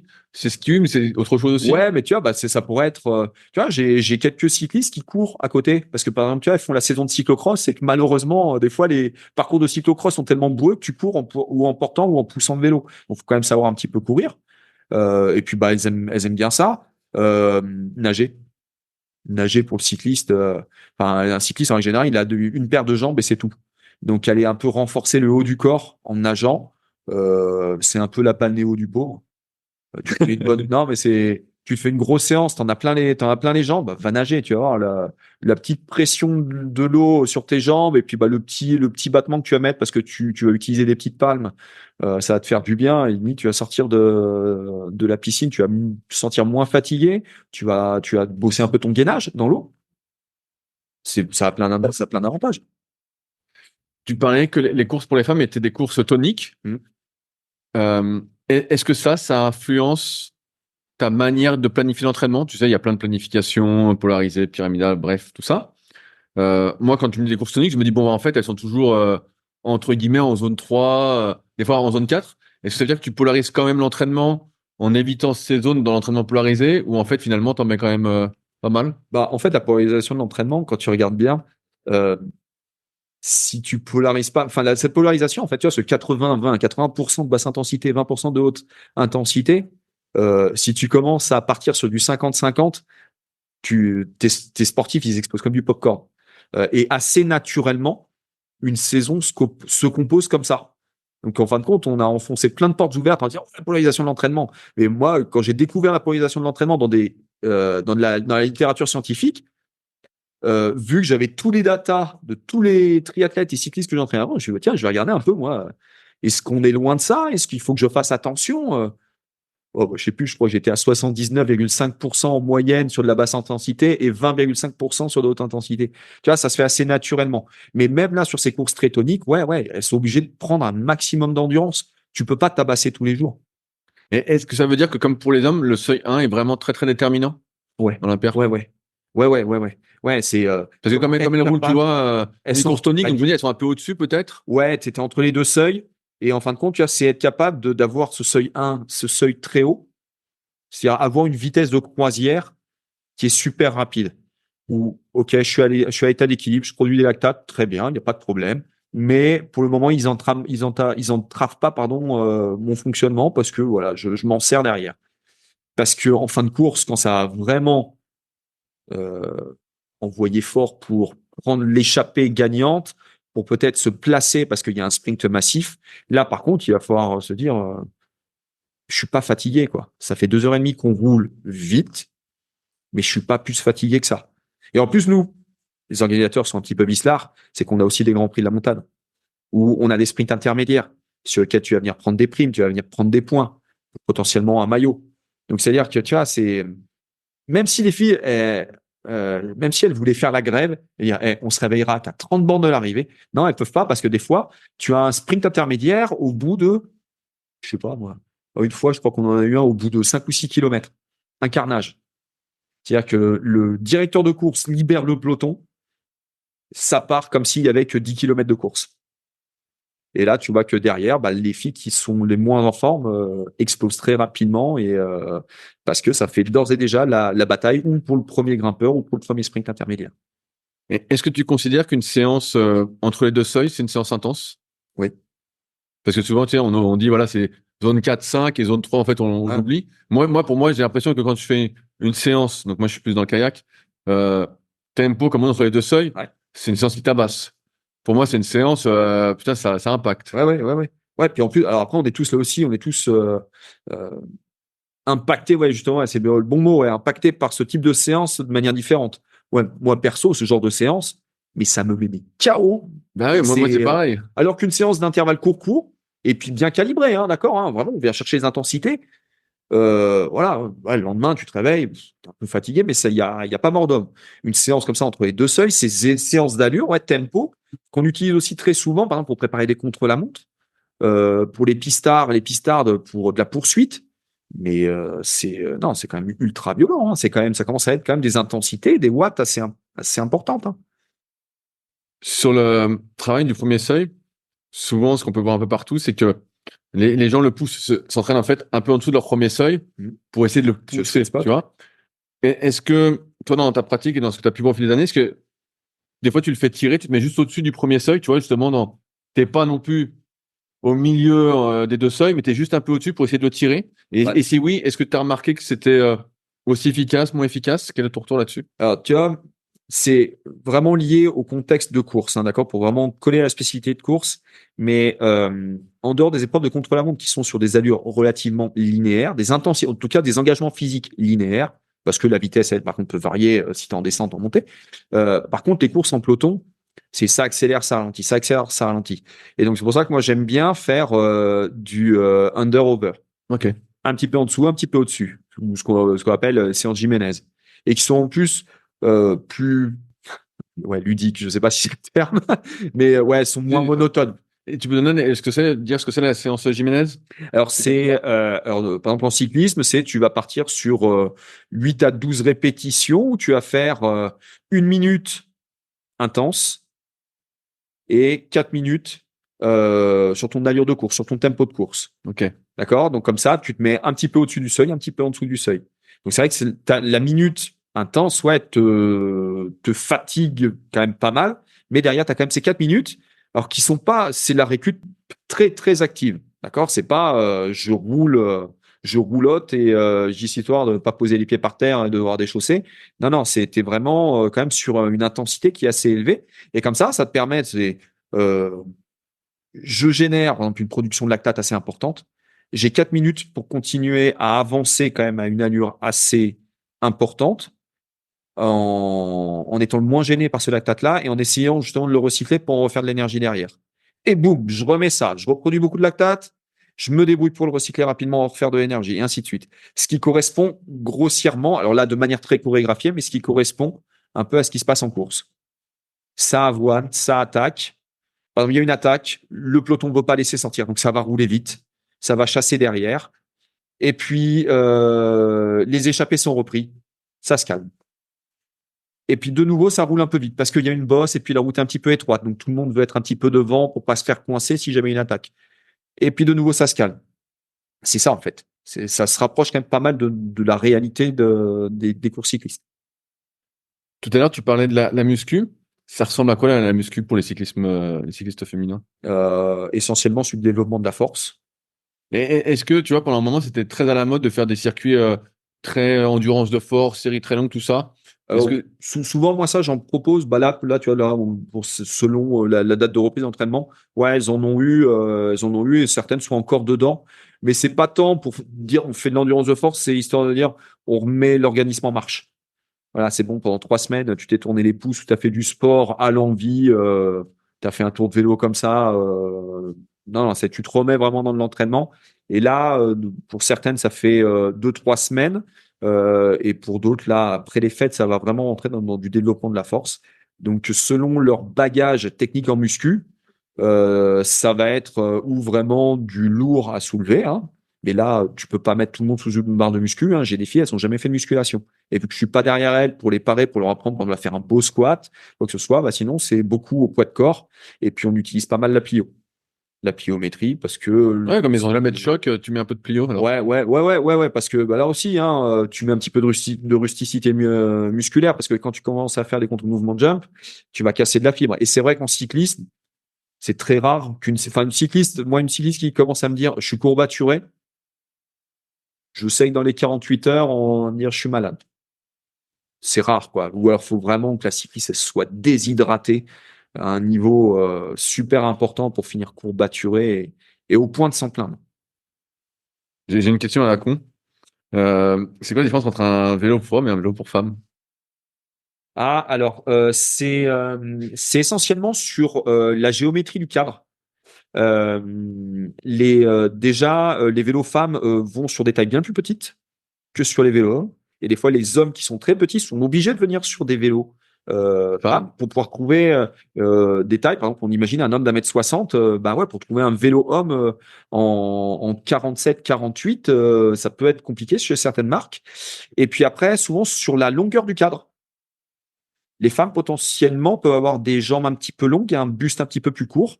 Donc, dans ce cas-là, les géométries femmes, le vélo est un petit peu moins long. Ok. Et d'ailleurs, vous pouvez regarder, par exemple, sur YouTube, vous tapez, je sais pas, par exemple, on va dire Gianni Longo, ou peut-être même Polyférent Prévost, et puis, je sais pas, Jeux Olympiques 2000 ou des trucs comme ça, mais des courses pendant les années 2000 où il n'y avait pas encore vraiment, les marques prenaient pas de soin, ils faisaient un cadre, point. Et vu qu'il y avait 99% d'hommes qui achetaient des vélos, on va pas faire des cadres pour les femmes. Ou alors c'était des cadres sur mesure. Peut-être que Gianni Longo, je pense, devait avoir des cadres un peu sur mesure qu'elle se faisait fabriquer.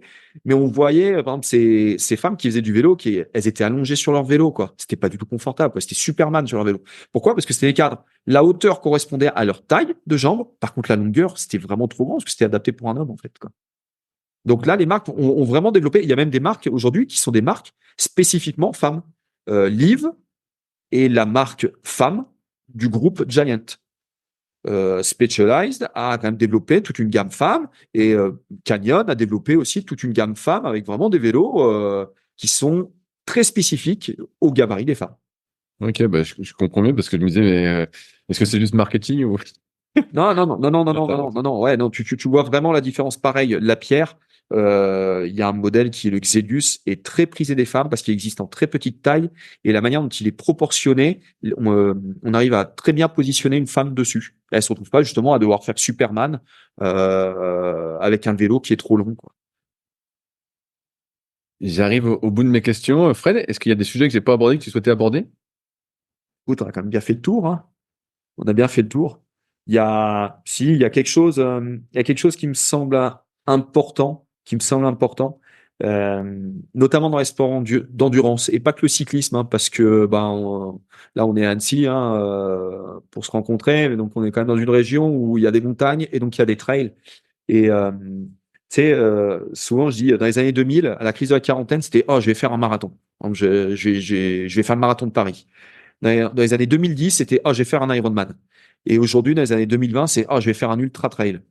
Et je pense que dans les années 2025, ça va être maintenant, je vais faire une course d'ultra cyclisme, qui sont des courses d'ultra endurance et qui demandent quand même beaucoup d'expérience et quand même un entraînement, mais ouais, quand même aussi très poussé. L'intensité sur ces épreuves est très lente, en définitive. Quand tu fais un tour du Mont Blanc en 50 heures, tu vas pas très vite dans l'absolu.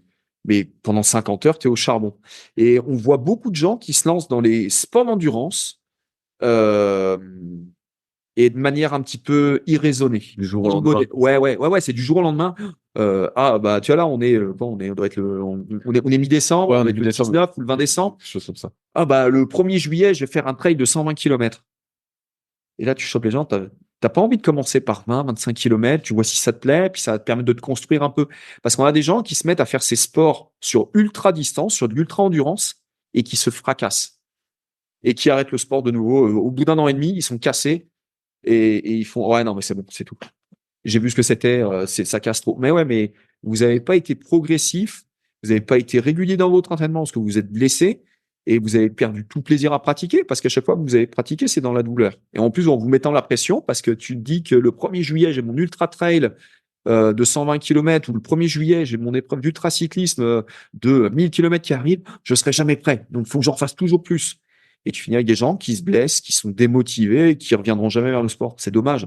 Moi, par exemple, dans le cyclisme, quand j'ai quelqu'un qui arrête le cyclisme en compétition, moi, la priorité, c'est de me dire, en tout cas, c'est de dire aux cyclistes, à la cycliste, et tu continues quand même le vélo un peu en loisir. Et qu'ils me disent oui. Ouais, continue à faire du vélo, continue à faire du sport, continue à faire du sport. Pas de sport, pas de santé. Enfin voilà, encore une fois, ça fait des mauvais vieux, quoi. Donc, et donc, tu vois, et c'est là aussi pour ça, tu vois, c'est pour ça que j'entraîne des femmes en me disant, ouais, après la carrière sportive, il va se passer autre chose, il y a une autre vie, qu'elle soit pas cassée, qu'elle aient toujours quand même cet amour de l'activité physique, de monter sur un vélo, d'aller faire un tour de vélo avec leurs gamins, avec leur mari, avec leurs copines, de la même manière, tu vois, j'ai encore un ou deux trailers. Ouais, le jour où ils arrêtent, ouais, continuez à aller vous balader en montagne. Quand on vit dans une région qui est magnifique, allez vous faire plaisir. Un triathlète, ok, tu fais plus d'Ironman, mais tu te fais toujours quand même, tu vas quand même nager un petit coup, tu vas faire un tour de vélo, un petit footing, ouais, voilà. Mais pas au point d'arriver à se dégoûter du sport. Je trouve ça dommage. Ça a du plaisir, le sport. Oui, je vois tout ce que tu veux dire. Tu es particulièrement actif sur LinkedIn. Moi, c'est là-dessus que je t'ai retrouvé. Tu mets la même chose, j'ai l'impression, sur Instagram et Facebook. Ouais, sur Insta, ouais, essentiellement sur Insta. Alors après, je suis vraiment pas un geek. Je le fais un peu par obligation. Tu fais des belles infographies, je trouve. Tu as ton logo, tout ça. Ouais, mais je remercie ma petite Justine, ma petite community manager qui m'aide beaucoup là-dessus parce que c'est pas trop mon délire. Mais d'un autre côté, c'est un moyen de diffuser de l'info et que même si je t'entraîne pas, mais que j'ai pu te filer un petit conseil, que ça va t'éviter de faire une erreur et peut-être de te blesser, voilà, très bien. C'est ça aussi qui fait ta pub. Encore une fois, moi, j'ai pas un nom dans le cyclisme, donc c'est vrai que tu vas pas me chercher parce que je viens d'arrêter ma carrière et puis sur des tours d'une interview, je dis tiens, j'ai fait entraîneur cycliste, cool, tiens, je vais être entraîné par lui, il a fait le Tour de France. Donc c'est vrai que moi, l'essentiel de ma clientèle, elle vient par les réseaux sociaux. Donc c'est vrai que tu peux me retrouver sur Insta, sur Facebook, et sur LinkedIn. Ouais. Ouais. Et t'as un des seuls livres, donc en faisant mes recherches, sur justement le triathlon, parce qu'il n'y a pas beaucoup de bouquins. Et t'as fait un bouquin. Tu arrives à trouver. Après, Il y a pas grand-chose en français quand même. j'ai essayé de faire un recueil sur qui mériterait d'être mis à jour, hein, dans tous les cas, sur les techniques d'entraînement en triathlon. Tu n'as pas un plan d'entraînement tout fait, hein, mais c'est voilà, on parlait de polarisation de l'entraînement. Qu'est-ce que c'est la polarisation de l'entraînement? La définition des différentes zones d'effort. Si tu fais du court distance en natation, vers quel type de séance, enfin, quels sont un peu les points clés de l'entraînement? Si tu veux faire de l'Ironman, quels sont les points clés? Déjà, j'avais mis un petit bout d'entraînement féminin, mais qui se limitait à 8-10 pages, alors que là, aujourd'hui, je pense qu'on pourrait écrire un bouquin entier sur l'entraînement au féminin, parce qu'il y a de plus en plus aussi de personnes qui bossent dessus. En France, par exemple, il y a quelqu'un à suivre qui s'appelle Juliana Antero. Voilà, elle, je la suis sur LinkedIn, justement. Qui est alors pas la sommité française parce qu'elle n'est pas française, mais qui diffuse en français, qui travaille en France à INSEP et qui fait beaucoup sur l'entraînement féminin et la diffusion des infos sur des avancées dans la recherche sur le fonctionnement féminin à l'effort. Voilà, c'est partie des gens que je voulais pas citer parce que j'avais peur d'écorcher son nom. Ouais, non, c'est moi, c'est vraiment, c'est la personne qui m'a par ses écrits m'a vraiment mis la tête dedans. Vas-y, bouquine et regarde ce qu'il y a à faire et c'est elle diffuse de manière très pédagogique l'info et je trouve ça génial. Bon, Fred, merci pour ton temps. Ben merci Rudy, c'était un plaisir. Donc, qu'est-ce qu'on peut te souhaiter pour la suite alors? Une montée en National 1 avec ton équipe? Ouais. Bah après, tu sais, j'ai eu une mauvaise expérience en 2022. Hein. On avait une super belle équipe et qui a été cassée. On m'a un peu cassé notre jouet, hein, aux cyclistes et au staff. Donc là, déjà, c'est une belle saison en National 2 l'année prochaine, donc avec le team Prassurali Haute-Savoie. Et puis, bah, si on monte en National 1 en 2025, ça se fera, mais on prendra notre temps pour faire des choses solides. Parce que nous, dirigeants d'équipe et entraîneurs, on a quand même une grosse responsabilité vis-à-vis des cyclistes qui font confiance aux dirigeants de l'équipe, qui s'entraînent quotidiennement. Donc, tu peux pas leur vendre du rêve et faire n'importe quoi et les lâcher dans la nature en plein milieu de saison. Donc, nous, on prendra notre temps. C'est ce qui s'est passé avec ton ancienne équipe? Ouais, c'est ça. Ouais. L'équipe a disparu. Du jour au lendemain, le gars a disparu. Ouais. On devait monter en continental, donc passer de amateur à conti. Et du jour au lendemain, les dirigeants du club, pour des raisons un peu obscures, ont fait, il y aura pas d'équipe continentale. Et donc, on va dire le 15 novembre, il y a 10 filles, 12 filles qui ont fini sans équipe. Donc, il a fallu les recaser. Quand ça a été annoncé, il y en a quelques-unes qui ont fait, Fred, s'il te plaît, tu pourrais nous caser dans une équipe. Ouais, parce que le mercato en cyclisme, hein, il commence le 1er juillet. C'est d'ores et déjà, si tu veux changer d'équipe, ou potentiellement tu peux être sollicité par un dirigeant d'équipe à partir des championnats de France élite. Donc, quand tu arrives le 15 novembre, tu as des sueurs froides, hein, tu te dis, waouh, mais je vais finir où, quoi? Et puis, tu as certaines filles qui allaient vivre leur rêve, quoi, passer pro. Alors avec des conditions, on parlait des conditions salariales un peu particulières. Ce qui a changé, et d'ailleurs, ça a, à mon sens, généré une jurisprudence, fait qu'en 2024, une équipe Conti, toutes les filles doivent être salariées, minimum au SPIC. Ce qui est quand même une avancée énorme. Ouais, la Fédé a saisi le truc. Ouais, ils ont, je pense, très moyennement apprécié ce qui s'est passé. Derrière, il y a eu des problèmes avec une équipe espagnole. Il y a l'équipe BNB Hotel qui a disparu. Là aussi, il y a une équipe pro. Enfin voilà, ça. Il y a pas mal d'équipes qui ont mis la clé sous la porte ou avec des gestions trop bancales. Et là, pour une fois, la FFC a vraiment pris le problème à bras le corps et a mis des conditions qui sont je pense dur parce que ça demande de lever un budget encore plus gros, mais pour les cyclistes, ça les protège quand même un petit peu plus. Super. Merci pour ces anecdotes, Fred. Merci Rudy. On te retrouve sur les réseaux, c'est à ton nom, donc c'est pas bien compliqué. Loisir Performance. Merci beaucoup. Mange pas trop à Noël quand même si t'es gourmand et à bientôt. Salut. Si vous êtes encore là, c'est sans doute que l'épisode vous a plu. Dans ce cas, je vous invite grandement à m'aider à faire grandir ce podcast en mettant une note de 5 étoiles et un commentaire d'encouragement sur l'application de podcast où vous l'écoutez et plus particulièrement sur l'application podcast d'Apple. N'hésitez pas également à le partager sur les réseaux sociaux, je vous repartagerai avec plaisir. Cela m'aidera d'autant plus à accueillir les meilleurs athlètes et spécialistes français de l'entraînement grâce à la crédibilité que vous me donnerez. En attendant, je vous souhaite un bon entraînement et à la semaine prochaine.